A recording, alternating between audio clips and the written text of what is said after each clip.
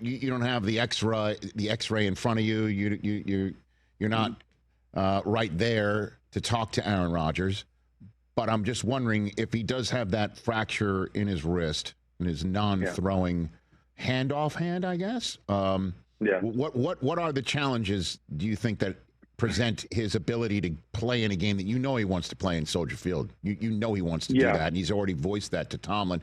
What are your thoughts on the challenges that face him to get out there? Yeah, I mean, I think the biggest challenge, just from a playing standpoint, would be, of course, handoffs. What are they going to do to that wrist? Do they have to cast it up, which would probably, go into part of the hand? And so, would he be able to grip the ball? We've talked about it, when I dislocated my left elbow, back in 2007, I handed off with my right hand in both directions. And so, I mean, without a doubt, that's something Aaron Rodgers could do, and I think get comfortable with. It didn't take long to figure that out. So that's a possibility. And then just, security of the football, with both hands, obviously, what does that mean for that? But again, when it's your offhand, and I would assume they do something to help with the pain part of it.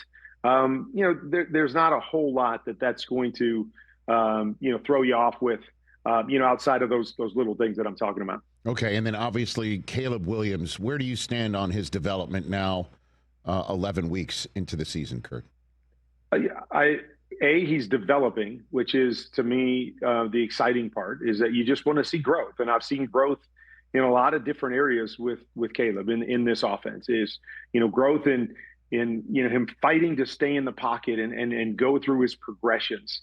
Growth in what I loved, this past week, is that the stats weren't necessarily great. It wasn't a great offensive performance, but I thought he made a bunch of positive plays when there wasn't a whole lot there to be had. And that positive play might just be throwing the ball away instead of, running around and taking a big sack, or trying to, wing some 40-yard throw down the field. Or maybe that's just getting to a check down because, it's not clear to him. And so I thought he made a lot of positive plays in this game. And that, to me, is a sign of maturity, is that it's not, man, every play has to be a home run. Every play I have to, whirl around and run around and try to make a big throw. I think he's growing in all of those areas. There's still room to grow, being more comfortable with the progression part of it and being more fluid with that. To me, learning how to take something off the football.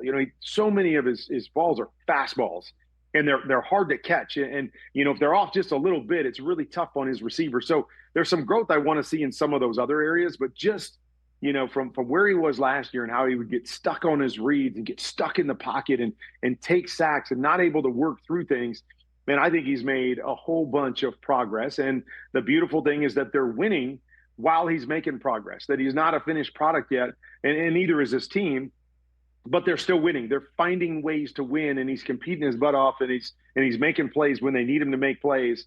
And that's half the battle as you're going through this process of learning how to win and building the Ben Johnson culture. Hey, you made it all the way to the end. Thanks for that. Check us out every single day streaming live on Disney Plus and the ESPN app, 12 to 3 Eastern.